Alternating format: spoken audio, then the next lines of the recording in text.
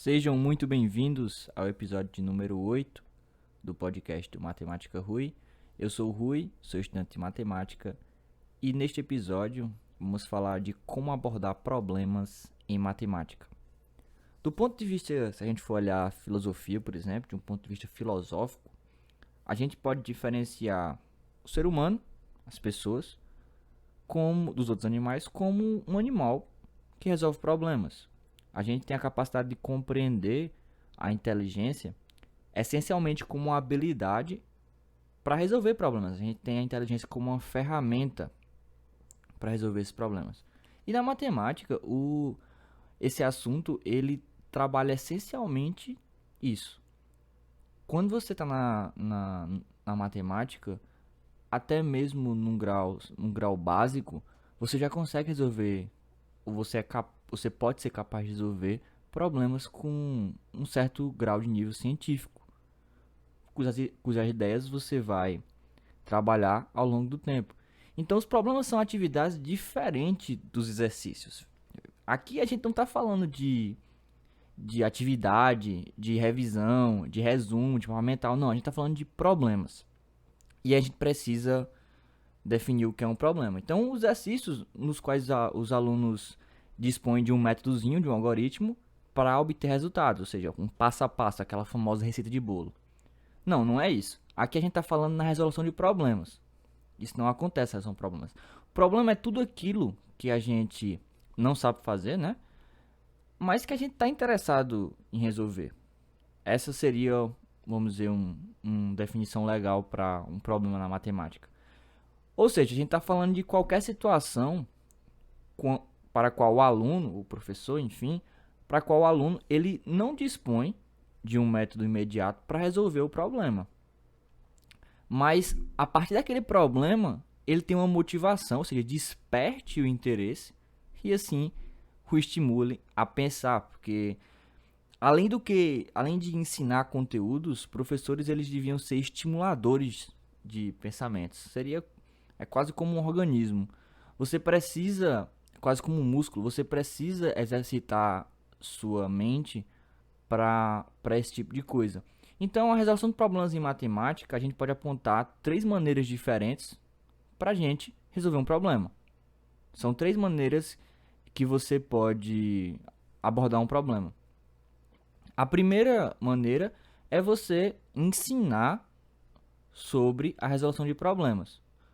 Ou seja, você não está ensinando aqui a resolver o problema, você está ensinando sobre uma parte que é a resolução dos problemas. E aqui, na segunda etapa, no segundo jeito diferente, você pode ensinar a resolver em si os problemas. E o terceiro jeito, você pode ensinar fazendo uso da resolução de problemas. São sutis as diferenças, mas são três maneiras diferentes de ensino. Para quem acompanha aqui os canais de resolução de problemas, eu uso exatamente o terceiro método. Eu ensino o conteúdo a partir de a resolução de um problema. A maior parte dos vídeos é assim. Mas eu também tento usar o segundo modo, que é você ensinar a resolver o problema. Esses são os dois modos que eu mais gosto de ensinar. Então, quando você tem um professor que ele ensina sobre a resolução de problemas, como se fosse mesmo uma disciplina. Vamos supor que é uma disciplina. Quando você tem um professor que ensina a resolução de problemas, ele procura exatamente exaltar um conjunto de fases, pelo menos é o que é para se esperar. Ele tem que ressaltar um conjunto de quase 4 fases, mais ou menos isso, distintas com o intuito de resolver um problema matemático. A primeira fase, a gente pode dizer que é a compreensão do problema. Você, professor, tem que explicar para você o que aquele problema está dizendo. Porque não só na matemática, mas em várias outras disciplinas, elas possuem assim sutilezas, palavras-chave. Então essa primeira etapa seria exatamente isso. A parte de compreender o problema. No segundo, é estabelecer um plano, estabelecer de quais ferramentas você possui para resolver tal questão. Porque, obviamente, se você não estudou o assunto, se você não tem conhecimento sobre o assunto, o primeiro, a primeira etapa é possível você compreender um problema, não tem nenhuma dificuldade nisso. Alguém explicar para você o que o problema está querendo dizer com palavras tangíveis, não é um grande feito. Já no segundo passo já é uma coisa um pouco mais complicada, porque como é que você vai estabelecer um plano para uma coisa que eu entendi o que é para fazer, mas eu não tenho as ferramentas necessárias. Então o que é que vai ter nesse seu plano para você resolver? São coisas a se pensar. É como você dar uma equação do segundo grau para uma criança do quinto ano do fundamental. Ela pode acabar sabendo porque ela estudou por fora, mas de acordo com a grade curricular dela, ela não vai saber. Não faz sentido para ela aquelas palavras, sendo que ela acabou de aprender alguns conceitos de MDC e MMC, no máximo, e ela está dando um polinômio para ela.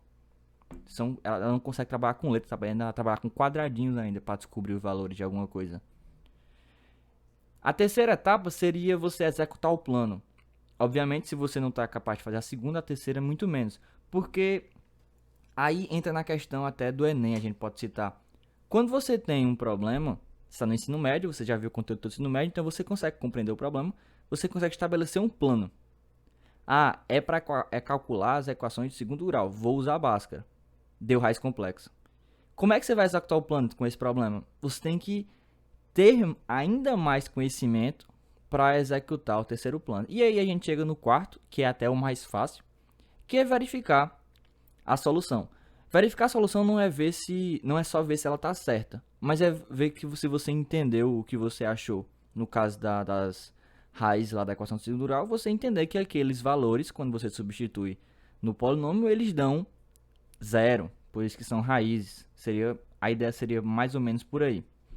Então, ao ensinar a resolver problemas, o professor mostra aos alunos muitos exemplos de conceitos e dá muitas oportunidades para a sua explicação na resolução de problemas, quer eles sejam rotineiros, ou seja, apareçam o tempo todo, ou não.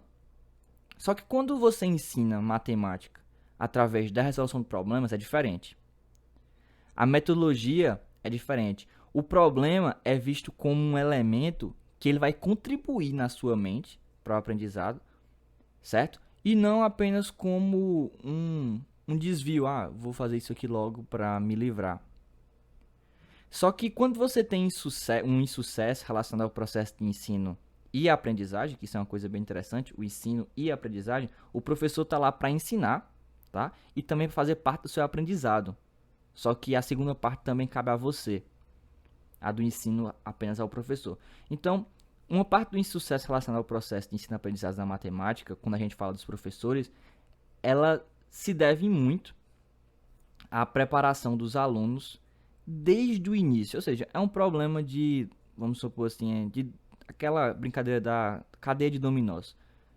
É um problema dos currículos, que a gente chama, ou seja, as disciplinas, como seriam as grades curriculares, que são muito longas. E, obviamente, você necessita o quê? Cumprir essas grades. Você obriga por exemplo, vamos supor que você está no nono ano, só que você não entende direito o que é uma função. Você não entende direito. Como você tem muito conteúdo para ver, são quatro provas por semestre, cada prova com pelo menos 2 conteúdos. Então são 16 conteúdos para você ver, conteúdos que tem subtópicos pequenininhos e esses tópicos têm mais tópicos. Como é que você vai conseguir estabelecer um tempo para revisar algum assunto se ele não foi bem dado? É impossível. Então, por isso que a brincadeira do dominó, ela se torna bem evidente. Outra coisa que pode ajudar com o cenário atual é porque a gente está vendo uma pandemia, né? A maior parte do nosso ensino está sendo de maneira o quê? Remota. E a teoria do dominó aqui, ela funciona perfeitamente, porque eu às vezes dou aula e quando eu vou falar para o próprio aluno, às vezes para a mãe do aluno, dependendo da idade, há sempre aquela desculpa, não, mas ano passado estava remoto. Sim, mas a professora deu isso? Deu.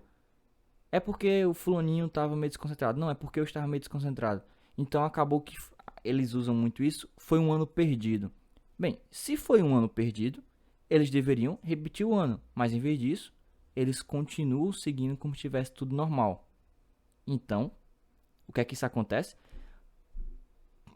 Que para os alunos, a principal dificuldade que vai ser a compreensão dos conceitos futuros. E no caso até dos professores não explicarem muito bem. Só que você junta duas coisas que são bem complicadas. Você já não teve um ano bom em relação a compreender os assuntos mesmo, e você não tem um professor bom. Então quando você junta esse menos com menos, não dá mais, infelizmente. Dá muito mais menos. Então, além disso, trabalhando com esse estilo de resolução de problema, o que é que a gente tem? Quando a gente trabalha com esses problemas, você pode desenvolver o processo de contextualização, que isso é um bônus aí para o caso do Enem, para quem está no ensino médio. Porque na faculdade a parte da contextualização é interessante, porque quando você faz pós, seja mestrado, seja doutorado, a ideia evidente é você pegar um assunto que está em alta, que é, vamos dizer assim, que é famoso, que está sendo bem visto, que está em evidência, que está em destaque. Então, a maioria desses assuntos são assuntos aplicáveis. São assuntos que dão dinheiro, são assuntos que a universidade quer para ter bolsas, quer para ter investimento, quer para ter olhos, quer para ter acessibilidade, enfim. Então, a contextualização acaba nesse ponto sendo importante. Então, quando a gente insere isso no contexto dos alunos, a gente dá um sentido para que o que você está ensinando tenha sentido. E, mais uma vez, você dá um motivo para eles quererem aprender o que você está vendo. Outro ponto importante, que eu acho que é importante falar, é que o trabalho com metodologia de ensino e aprendizagem, através da resolução de problemas, você obriga não, né? Mas você incentiva o aluno a criar estratégias na busca de solução do problema. Porque esses problemas, eles não são... Eu vou dar um exemplo mais à frente, ao decorrer do podcast, mas esses problemas não são, como eu disse, não são exercícios, não são problemas que você tem uma formulazinha de bolo, que você tem um método pronto. Você obriga um pensamento que foge do que você está vendo, no caso você é aluno, foge do que o professor está ensinando, no caso de você professor, e aí há uma quebra de paradigma aí, você sai da sua zona de conforto. Por isso que essa ideia de resolução de problemas, que é basicamente o que acontece numa turma de Olimpíada, que o que é uma turma de Olimpíada? Velho, são questões que não é que sejam difíceis, mas obrigam você a pensar. Não é coisa que você sai facilmente, por exemplo, vê se essa função aqui é injetora ou subjetora. Não é coisa desse tipo. Não é coisas do tipo, dê uma raiz quadrada aí e vê qual é o valor aproximado. Aproxime essa raiz aí pro método que você já vê a aproximação da raiz. Não são esse tipo de coisas triviais que saem facilmente. Calcula, vê se esse ângulo aí é agudo ou obtuso, usa a lei do seno, lei do cosseno. Não é por aí. São estratégias que às vezes só funcionam unicamente para aquele problema e você constrói na sua cabeça isso. Então você acaba passando a justificar mais as coisas. Você acaba modificando os seus conhecimentos prévios de uma coisa que para você era trivial e depois não, e você constrói novos significados para determinados assuntos. Isso para mim é fantástico em relação a esse método de ensinar ou estudar por resolução de questões. Então, quando você leva esses alunos a terem uma maior chance de serem intelectualmente competentes, eles são capazes de percorrer o caminho sem você. Porque várias vezes o problema do aluno do ensino médio, o problema do aluno da graduação e até mestrado, doutorado, é que às vezes eles são muito dependentes do professor. O professor passa uma questão, o professor passa exercício, o professor corrige isso aqui, professor... Então quando você pega desse ponto de vista, não é que você vira um autodidata, porque autodidata é uma coisa que... Bem, tem muitos casos, mas não são a maioria, então não é uma coisa que você pode pedir sempre. Mas você cria uma capacidade intelectual para você tomar essas próprias decisões e você esquecer da figura do professor, a não ser que seja muito necessário. Então, quando você tem esse método, você pode ensinar para resolver problemas, como eu já falei lá em cima, você ensina com esse método para você resolver problemas de matemática, ou você ensina através, que para mim é o que eu prefiro, da resolução desse problema. Quando você tem isso, você começa a dividir em casos. Quando você compreende o problema, você tem que ter em mente aqueles dados ali, aquelas incógnitas, a partir, sei lá, de figuras, diagramas, ou adotando uma nova notação para ajudar a compreender um determinado problema. Isso vai muito quando você está, por exemplo, numa aula de... o exemplo de função é bem útil, ou até o exemplo de teoria dos conjuntos, quando você está usando conjuntos. O que é que você geralmente faz? Você impõe elementos. Você nunca bota conjunto A, conjunto B. Você bota conjunto de meninos, conjunto de meninas. Depois você faz, sei lá, quem gosta de chocolate, quem não gosta. E você trabalha com problemas de inclusão e exclusão. Qual a ferramenta que você usa para isso? São exatamente os diagramas. Você usa diagramas para isso. Você desenha lá aquela forma oval, bota os elementos dentro. E aí você começa, começando dessa parte de conjuntos, a dar uma ideia para os alunos do que são conjuntos, do que são elementos, do que é estar contido, do que não está contido, do que é pertencer. Então essa parte e essa notação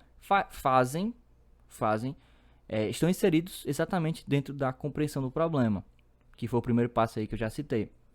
No segundo, quando você tem que elaborar um plano de ação, você vai se basear em quê? No que você já sabe. No que você já sabe, no que você já fez de problemas auxiliares, no que você já teve uma conexão com determinada parte para resolver o problema. Nem sempre elaborar um plano ele é imediato. Nem sempre você elaborou o melhor plano. Nem sempre é por aí. Principalmente, por exemplo, quando você está estudando PA e PG. Nem sempre o melhor plano é você fazer as contas separadamente. Ou seja, fazer um por um. Às vezes a melhor coisa é você usar diretamente a fórmula. Outro exemplo é o exemplo de indução, quando você quer mostrar igualdades, desigualdades que valem para todos os naturais. Nunca o melhor plano é fazer o caso individual. Esse caso individual serve para você ver se vale. Você faz um, faz dois, faz três. Talvez valha. Vou tentar aqui mostrar por indução. E aí você vai tendo sacadas do que você consegue fazer para cada questão. Para quem está na graduação matemática, uma disciplina muito boa de testar esse tipo de conexões é a análise. Porque a análise ela faz conexões com vários conceitos, principalmente de funções de continuidade, e você treina bastante essa ideia, porque parece até que cada questão é uma questão. O que eu quero dizer com isso? Que a ideia não se repete, o argumento sempre muda, você tem que fazer construções diferentes, então exige muito conhecimento prévio, ou até mesmo sacadas assim inacreditáveis, que é o que gera a execução do plano. Às vezes sua ideia é boa, mas você não consegue executá-la. Às vezes não faz sentido. Então a execução do plano, ela às vezes é por conta de contas. Imagina que você está trabalhando com expressões aí numéricas, ou até mesmo algébricas. Você vai fazendo cada parêntese, depois tem lá um colchete, depois você sabe todas as regrinhas, mas você se confunde num sinal. Esse sinal é parte da execução do plano. É parte de você errar uma conta. E aí você atrapalha o quarto passo. Mas o quarto passo te ajuda a corrigir algum problema no terceiro passo, que é exatamente validar a solução. Ver se aquilo realmente está certo, ver se aquilo realmente faz sentido. Um exemplo de como a gente pode aplicar esses 4 passos imagina que tá tendo uma aula aí, no ensino médio mesmo. Vamos pegar o ensino médio para a gente não ficar falando coisas gigantescas para apenas áudio. Fica difícil imaginar. Então imagine que tá tendo uma aula de função subjetora e função injetora, ou sobrejetiva e injetiva, vou ficar chamando os dois nomes. Então a primeira coisa que o professor faz é dar uma definição bonitinha, dizendo que uma função é sobrejetiva ou sobrejetora quando você pega o domínio dessa função, aplica em f e isso dá todo o contradomínio. Às vezes ele pode escrever até por notação de letras mesmo, não tem nenhum problema. Aqui nós vamos considerar funções dos reais para os reais sempre. F de R para R. Estabelecer logo isso. Eu só quero casos simples, não quero dificultar a minha vida aqui. E a gente define uma função injetora ou injetiva quando eu pego dois pontos lá, sei lá, o x1 e o x2, eu pego o f de x1 e ele é igual ao f de x2, então isso obriga o x1 ser igual a x2, certo? Ou seja, pontos com a mesma imagem são os mesmos pontos, obrigatoriamente. Vamos supor que aí o professor começa a questionar, né? Então vamos lá, explica tudo bonitinho, com exemplo, dá vários conceitos, dá várias demonstrações, ele dá uma aula completa como tem que ser. E aí ele pede bem gentilmente para alguém, sei lá, a Ana, construir uma função sobrejetora. Então a primeira coisa que a Ana tem que fazer é compreender o problema. Ela acabou de ter uma aula sobre o que é uma função sobrejetora. Então, na cabeça dela tá bem, ou era para estar bem definido o que é uma sobrejeção, o que é uma função sobrejetora. Então, a parte do conhecimento técnico, a parte de entender o que o professor está pedindo, ele só quer um exemplo, ele quer que você monte, a partir do que você viu, uma função sobrejetora. Não tem problema. Como é que ela vai elaborar o plano? Bem, ela pode simplesmente pegar um dos exemplos que ele deu, ou variar um dos exemplos que ele deu. Simples assim. Então, o professor lá nos exemplos deu uma função afim dos reais para os reais, sei lá, f de x igual a x, a identidade. Ela vai lá e repete, não está errado. Mas esse é o problema. Essa repetição do mesmo argumento, ele é um problema. A ideia aqui é ela criar uma função diferente do que o professor está mostrando. Então ela vai, pensa e começa a pensar nas funções que ela conhece. Esse é o ponto para elaboração do plano. Esse é o ponto. Ela pensar nos conhecimentos que ela já tem. Pô, ela tá, vamos supor, no primeiro ano. Ano passado ela viu a exponencial. Aí ela vai lá, desenha a função exponencial, o a de x, o fx igual a x, e ela desenha lá, ela lembra como é o gráfico. E ela percebe, pela explicação do professor, que essa função, graficamente, ela não sabe provar, mas ela percebe que graficamente ela é uma função exponencial. Então ela vai lá e responde o problema. A explicação dela, ela explica através de um gráfico. Está certo? A explicação através de um gráfico? Não. O gráfico serve só para você ilustrar na sua mente o que está acontecendo, que é a parte de compreender que é a parte de preparar um plano, né? Então, a explicação por um desenho não é correta. Então, ele vai lá, ela só seguiu até o segundo passo, ela vai lá e pede para ela pensar um pouquinho mais. E aí, já que ela já sabe que a resposta é positiva, ela construiu uma função, ela só precisa agora explicar por que ela é. E aí, ela monta na cabeça dela a partir do que o professor deu da definição, ou seja, que f de x1 igual a f de x2 implica em x1 igual a x2. Então ela pega um AI de x1 igual a um AI de x2 e a partir disso ela vai ver se ela chega em x1 igual a x2. Essa é a execução do plano. Depois que deu, ela valida e aí apresenta o resultado. Problema 2, vamos dizer que ele deu para o Roberto, que é para explicar o porquê da função x² não ser injetora. Roberto olha o domínio contra o domínio, porque é uma obrigatoriedade de quando você está trabalhando isso, você conhecer o domínio contra o domínio. Então ele olha que são os reais, são os reais para os reais, e ele mata a questão rapidamente. Mais uma vez ele constrói o gráfico. Ele constrói o gráfico e percebe que ela não vai nos pontos negativos da reta. E ele escreve isso. Ele analisou pelo gráfico, mas as palavras deles é que estão explicando. E está certo. Obviamente, ele seguiu as quatro etapas já comentadas, só que talvez tenha uma quinta etapa. O professor, ele precisa, às vezes, eu lembro de um professor meu de física que ele falava sobre coisas que nunca estavam na grade curricular do ensino médio. Ele é uma pessoa muito bom de física, então ele falava de assuntos assim, sei lá, de física, tipo relatividade, a radiação Hawking, essas coisas assim que na cabeça de um adolescente, óbvio, dos que não gostam, vão contar sem gostar, mas de um adolescente que tem curiosidade, elas mandam uma mensagem, sabe? Elas emitem um chiado assim que desperta você pra querer assistir a aula daquele cara. Então, o que é que ele fazia? Às vezes ele começava a aula, tava bem monótona, e aí, no meio da aula, ele dava um gancho de alguma coisa, sei lá, ele podia estar falando de cinemática.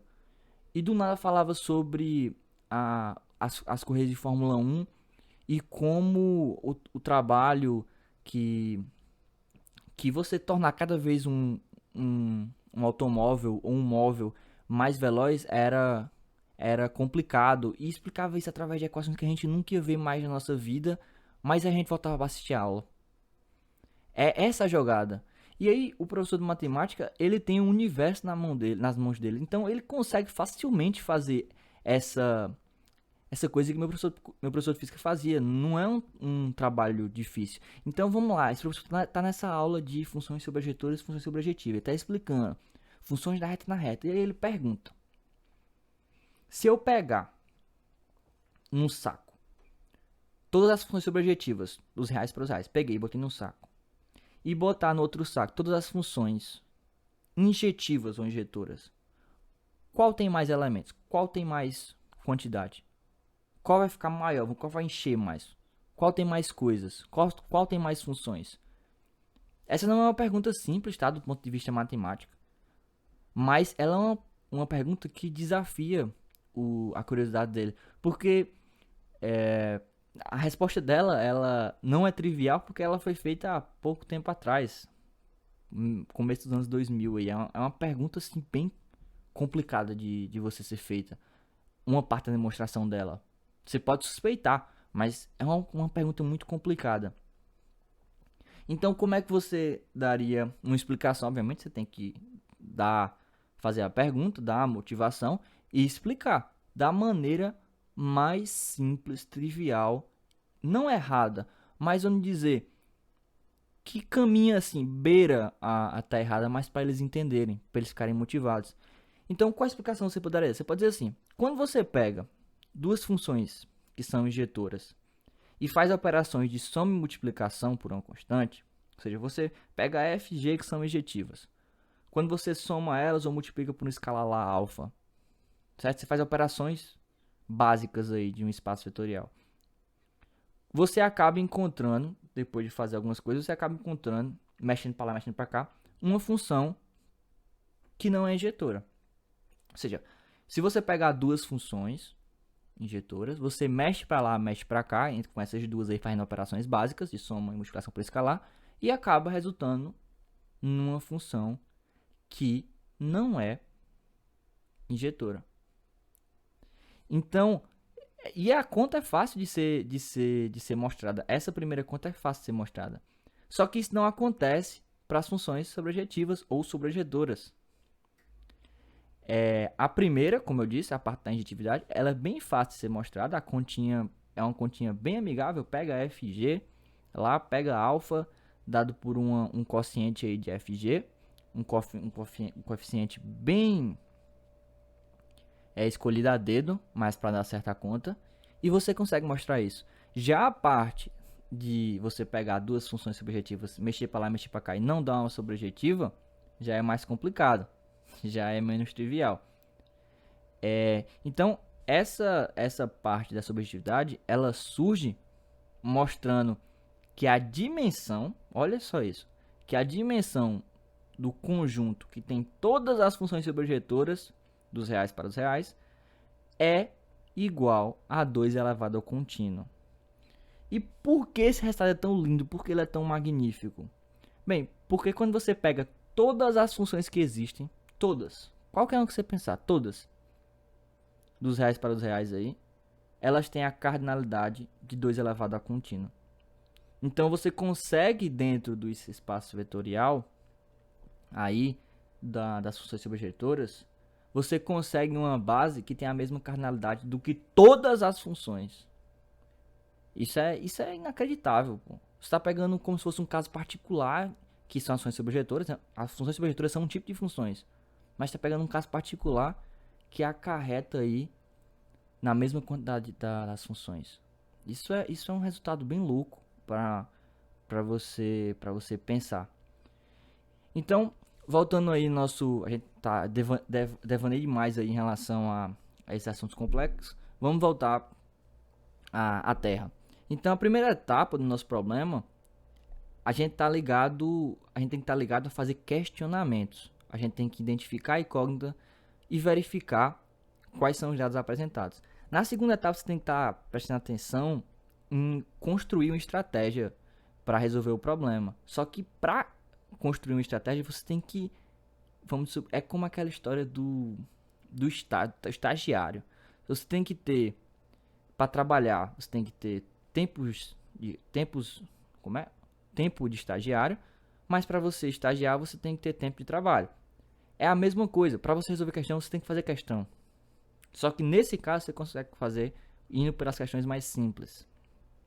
A terceira etapa está relacionada em você pegar a sua estratégia e executar, ou seja, a segunda etapa talvez seja a mais importante. Ou talvez a primeira, vou me confundir. Mas a primeira e a segunda etapa estão entre as mais importantes. Ou é a primeira ou é a segunda. E a quarta etapa, você tem que fazer essa validação da solução. O que agrava o ensino em relação a esse método é quando você constata a complexidade dessas coisas aprendidas. Quando você ensina a resolver problemas, talvez o aluno ele fique muito apegado ao resultado. Você ensinar a resolver tem esse perigo, então é por isso que é importante o professor estar bem antenado em relação ao o que é importante. O que é importante é o conteúdo que você está ensinando através desse método, não a solução, porque senão o aluno vai ficar muito ligado a conferir resposta, a saber, tá batendo direitinho, a conta é só fazer isso aqui, e ele vai ficar muito ligado em métodos de resolução na resposta. Isso para mim é de longe o que você está buscando quando você é um docente, quando você ensina. Então o professor, quando ele está ensinando a resolver problemas, ele tem que estar preocupado com a habilidade do cara que está lá, do cara que ele está ensinando, em transferir o que o aluno está aprendendo num contexto de um problema para outro. Ou seja, você pegar isso desse problema, saber que esse problema está interligado com aquele problema, fazer links. E esses links sim são importantes nesse método para de resolução de problemas. Um objetivo para você aprender matemática é o de transformar certos problemas não rotineiros, ou seja, problemas que você não está nem um pouco acostumado, em problemas do dia a dia, em problemas rotineiros. E para isso, basta propor problemas que avaliem as atitudes, os procedimentos e também até as formas que vocês administram seus conhecimentos. A aprendizagem da matemática dessa maneira, se vocês pensarem, ela passa a ser um movimento natural. Ela passa a ser aquele negócio, sair daquele negócio abstrato de só conta e fórmula, símbolos, numeração, conceitos, e passa a seguir um fluxo natural. Quando está na faculdade, os livros eles seguem sempre a mesma coisa, que é definição, exemplo, teorema, corolário. E vai desse jeito. E no finalzinho de cada capítulo tem exercício, com cada sessão para um exercício. Só que na prova não tá assim, né? A prova tem lá 1, 2, 3, 4 e 5 e os contextos estão misturados. Então, se você ficar acostumado a primeira vez que você estuda, não, você segue aquilo daquela maneira porque o autor estava pensando no jeito mais fácil de você entender. Mas a partir do momento que você já pegou o feeling da coisa, você passa a fazer por diferentes ordens para você entender todas as conexões, porque todos aqueles assuntos que estão lá, eles se conectam de alguma forma. Voltando a falar aqui, um, quando você tem um aluno, o aluno ele é naturalmente preguiçoso. E isso é perigoso. Então, o aluno ele é naturalmente ele tem essa preguiça. Eu digo isso porque eu sou aluno e todo mundo que é aluno é assim. Os que não são são exceção, mas parabéns para vocês. Então, a única coisa que deveria, né? Então, mas a única coisa que o motiva na escola é tirar um 10 ou passar de ano, uma dessas duas. Com o menor esforço possível, obviamente. Tem um porém aí. Não é só tirar o 10, ele não move montanhas por esse 10. Ele tem que tirar esse 10 com o menor esforço possível. Se você já participou de rodinhas de amigos, ou se você tem amigos, ou se você ainda faz provas, a principal coisa que se vê lá é o desdenho com a nota. Por exemplo, se você tirou 10 estudando várias semanas antes da prova, vários tempo antes da prova, só dizem, ah, beleza.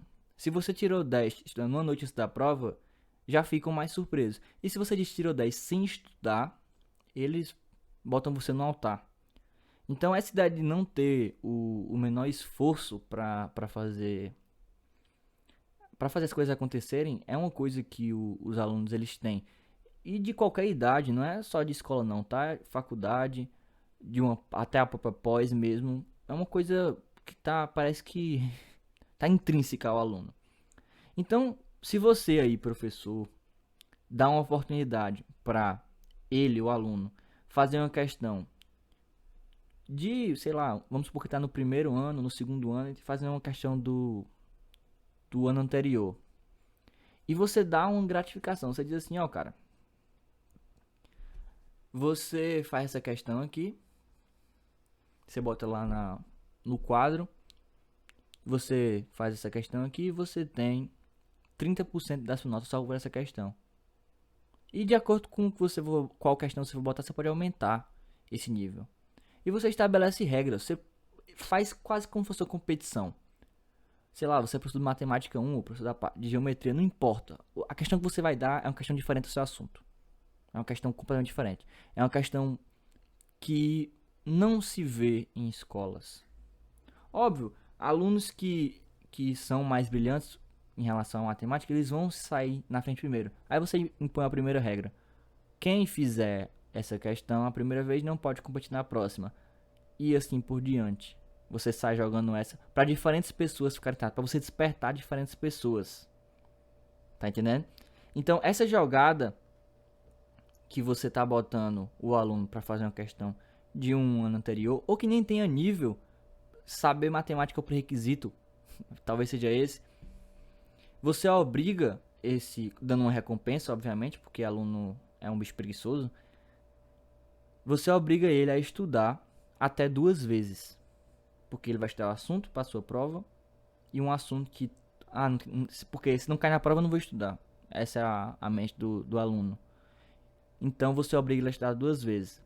Então, vamos supor aí turma aí do primeira série ou segunda série do ensino médio. Você cria lá a situação problema. Você pede para eles calcularem aí uma raiz quadrada infinita, que é aquela que é raiz quadrada de 2, é raiz quadrada de 2, raiz quadrada de 2, somando essas raízes dentro. É o problema da soma das raízes infinitas. E esse problema, ele obviamente não é trivial, mas obviamente não é um problema de sequências. Não é um problema que exige muito da mente do aluno que está no ensino médio. Não é um problema de ensino superior. Ele é um problema de ensino médio, na sua maioridade. Ele é um problema de desafio, ele é um problema que instiga. Ele é um problema que faz o aluno querer entender. Então, quando você exige que o seu aluno pense em um problema que ele nunca viu, e mais importante, que ele não sabe a solução, aí começa. Como será que ele vai lidar com a ideia de uma soma que não acaba? Você quer plantar lá uma coisa que todo professor deveria plantar. Curiosidade. Porque a primeira coisa que ele vai fazer é jogar no Google aquela questão. Quando ele vê que não tem no Google, ele vai surtar. Se ele tiver interessado, obviamente. Se ele vê que não tem no Google, ele vai surtar. E aí ele vai dar mais Google. Ele vai começar a ler coisas sobre aquela questão. Ele acabou de ver sequência, você tá no ensino médio, ele tem que ver sequência. Ele acabou de ver sequência. Então ele tenta, eita, será que isso aqui é uma sequência? Eu pego raiz quadrada de 2, dentro tem mais raiz quadrada de 2. Depois eu pego isso e tenho, acrescento outra raiz. E isso, e é uma recorrência. Então será que eu tenho uma sequência? Como é que eu resolvo esse problema? E se eu chamar isso aqui todo de x? Opa, eu posso isso aqui elevar ao quadrado e vai continuar x ali aparecendo. E aí você tem a equação integral e aí você resolve o seu problema e acabou tudo. Então, a cabeça do aluno, ela tem que ser incentivada a pensar em coisas que nem fazem parte da escola. Porque, é só ele ficar preso àquilo, aquela ciclicidade, essa monotonia infinita que não vai ter bônus. Vai ser só preguiça. Vai ser só o ócio. E aí, meu amigo? Ócio produtivo diferente da Grécia é o que temos nessa pandemia. Outra questão. Escreve lá. Vamos supor, um teve sucesso aí, resolveu, tá aí com 3 pontos para a prova. E aí você vai para o segundo. Mostre que a raiz quadrada de todo número primo é irracional. Essa parece ser mais fácil, porque no nono ano você vê que toda a raiz quadrada de 2 é racional. Você vê a prova, tem a prova bonitinha lá, que é por contradição. Aqui você não precisa conhecer estilo de provas, não. O professor tem que usar o que o aluno teoricamente já viu. Então o aluno já viu essa demonstração. Então ele sabe que essa demonstração por absurdo. E a primeira coisa que ele vai fazer vai ser dar um Google. Quando ele der um Google, se tiver a resolução, vai ser em papers aí de álgebra. Mas no YouTube não tem essa demonstração, não dos números primos. Então ele vai pesquisar, ele vai acabar abrindo algum vídeo aí da raiz quadrada de 2, da raiz quadrada de 3, da de 5, ser irracional. E cada um que está resolvendo ali são os mesmos passos. Supõe que é. Escreve ele como uma razão de inteiros qualquer aí com P e Q com Q diferente de zero. Então, quando você faz isso, a ideia é que o aluno perceba que o que importa não é em si o número que está lá, o 2, o 3, o 5. O que importa é a propriedade de ser primo. E aí ele usa isso no argumento final. Ele pega um número pzinho primo. Pzinho não, porque P já tá dizendo que é o numerador. Ele pega aí um número x primo qualquer e use essa argumentação para desse modo chegar na resposta. E aí outro aluno vai lá e resolve o problema. Não, professor, já resolvi, me dê meus pontos aí. E você não desiste. Você continua com esse método porque está dando certo, porque os alunos, pelo menos alguns, estão interessados. Mas minha prova não vai valer tanto em relação ao que deveria valer. Poxa, professor, mas você não concorda comigo que se esse aluno ele se interessou por fazer uma busca de uma questão que não tinha na internet. Ele deve ter pedido pro irmão, pro não sei quem, pro não sei quem. Mas desse ponto aí não tem um problema, porque se ele fez isso para ganhar esses pontos, ele com certeza ia fazer outras coisas que não deveria fazer para fazer sua prova.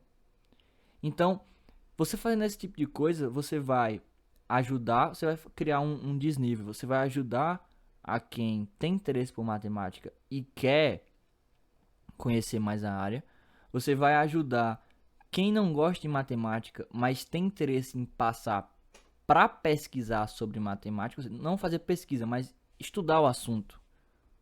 Porque não é só isso, você pode pedir para, além de mostrar a resolução, eles apresentarem no quadro, explicarem o porquê. Porque aí só quem realmente entendeu vai conseguir. São esse tipo de coisas que o professor tem que se ligar. São esse tipo de ações que o professor tem que fazer para gerar uma descontração, você gerar uma descontração na sua sala. São medidas que ela não substituem uma aula. Elas oferecem ensino diferente para o aluno E o desafio que você está propondo, ele só continua a partir do que a sala corresponder, de uma resposta dada pela sala. O número de questões e os pontos oferecidos oferecidos no desafio, eles só aumentam ou diminuem a partir do interesse da turma. É tudo uma brincadeira que a terceira lei de Newton explica perfeitamente. É de ação e reação, você vai de acordo com sua turma. Tem turma que vai dar super certo, tem outros que não estão interessados que vai dar super errado. Mas a arte de ser professor, além de ensinar, é você se reinventar. E o uso da resolução de problemas no ensino da matemática deve se voltar exatamente para o pensamento criativo. E se quem está aplicando esse método não é criativo, é melhor não aplicá-lo. Fique lá com sua aula monótona. Porque, como a gente já viu diversas vezes acontecer, o que não falta são estratégias de ensino que podem conduzir o estudante a traumas, a virarem só máquinas de reprodução automática. Então, o objetivo maior ao trabalhar esse método é você aluno, é você professor, entender o interesse do raciocínio envolvido e não da resposta que você vai encontrar. Esse é o principal ponto. E agora o quadro aí, que eu sempre falo que é o mais aguardado, talvez esteja mentindo, mas é o quadro Matemática Não É Só Conta. Mais uma vez, deixei lá uma caixinha no Instagram para, dessa vez, pessoas não identificadas escreverem. São textos muito grandes dessa vez, eu fiquei muito feliz. Mandaram via direct. E, obviamente, eu criei codinomes. De acordo com cada texto, eu criei codinomes. Esse primeiro aqui é do Casa Grande, do Casão. Vamos lá. Desde o ano passado, um novo professor começou a me dar aulas de matemática. Pela idade dele, eu já previa que não seria uma didática de qualidade. Dito e feito. Formado há 40 anos atrás, ele ganhou vários títulos e tem um excelente correspondência dos alunos em relação à maneira de ensinar dele. Hoje, um apelido em comum para ele é Galvão Bueno, pois ele apenas narra os escritos no quadro. Uma boa quantidade dos alunos deixa a aula mutada e abre qualquer vídeo aula no YouTube da mesma matéria para poder aprender de verdade e de maneira parecida com a história já contada.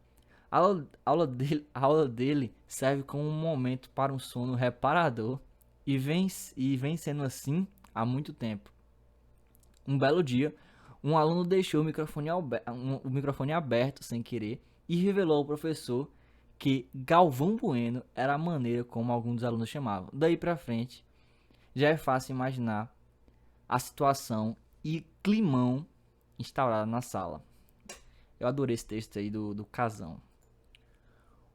O próximo depoimento aqui, na verdade, é uma travessura. É do Marrone. Ele começa assim.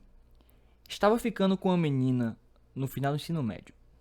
A gente se encontrava escondido em locais estratégicos para não sermos pegos nem pela supervisão da escola, nem por nossos pais. Acontece que a mãe dela era muito rígida e, caso descobrisse, poderia proibir o relacionamento. Então, foi o modo que encontramos para seguir com isso. Certa vez, combinamos de ir para a aula de tarde para podermos matar a aula e ficar um pouco. Eu almocei na escola sozinho, aí ele bota aqui um parênteses. Já que não tinha aula de fato, fechando parênteses, continua. Ela foi almoçar em casa e depois voltou. Na volta, subimos para a quadra no outro andar, onde não tinha ninguém. Deixamos nossas coisas no banco que tinha lá e fomos namorar. No tempo que ficamos lá em cima, apareceu um inspetor procurando por ela, dizendo que tinha acontecido um problema. Acontece que no tempo que estávamos lá em cima, a mãe dela havia ligado 21 vezes para o celular dela, pois a menina que eu ficava havia ido de ônibus e sempre ligava quando chegava na escola. O inspetor tinha ido avisar que a mãe dela estava no hospital porque teve um pequeno ataque cardíaco e precisou ser hospitalizada. Moral da história: atenda os seus pais. PS: a mãe da menina está bem até hoje. Bem, esse texto do Marrone é uma lição, tá, galera? Não deixem seus hormônios dominarem a situação. Deixe o telefone vibrando, tocando alto e atenda seus pais. É cada história. Ai, senhor, é cada história, cada história. Tem mais 3 histórias aqui, mas eu vou ler só uma e deixar a próxima para o próximo podcast, porque senão o quadro vai ficar muito grande. Essa aqui vai dar Desconhecido de Natal. Vou mandar via direct porque é um pouquinho longa. Não sei se você vê assim, mas o curso de matemática ainda é majoritariamente masculino. Eu estava no 6º período de graduação quando peguei uma disciplina que só tinha eu e uma amiga de mulheres na sala. O professor ministrante simplesmente nos ignorava, mas decidimos que ele iria nos notar. Foi então que tudo que ele falava a gente comentava, interferia e tal. A partir daí fomos devidamente incluídos na turma. Essa questão levantada pela Desconhecida de Natal, ela é verdadeira em toda a área da matemática e na maior parte da ciência. E infelizmente é uma triste realidade, porque pelo modo como a nossa sociedade foi construída em relação à sociedade como um todo, não só o Brasil, as mulheres elas demoraram muito mais a se inserir principalmente na parte de educação, demoraram muito mais pelo preconceito que ainda hoje existe. Então, a partir do momento que você começa a inserir mais mulheres na educação, obviamente isso é um ganho.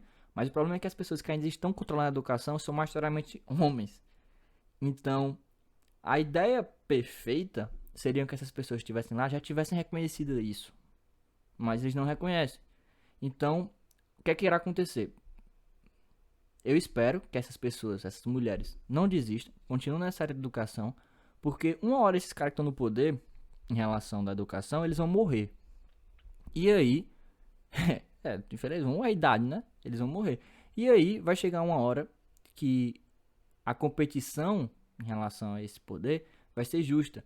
Vão ser mulheres no poder, homens que vão continuar no poder, e a ambientação entre esses novos homens, espero eu que eles tenham uma mentalidade fora da caixinha, né, sem preconceito, e aí ambientem toda uma situação em que seja possível verem só pessoas, verem só alunos, verem só estudantes. Porque essa ideia eu não vou nem entrar muito nisso pra não falar besteira. Então, é isso. Eu fico muito triste de você sofrer essa situação, mas não desista, tá? E eu vou ficando aqui com esse podcast número 8. Eu espero que vocês tenham gostado. E é isso, pessoal. Se inscrevam aí no YouTube, curtam o vídeo, sigam lá o perfil no Spotify. E até mais, pessoal. Valeu!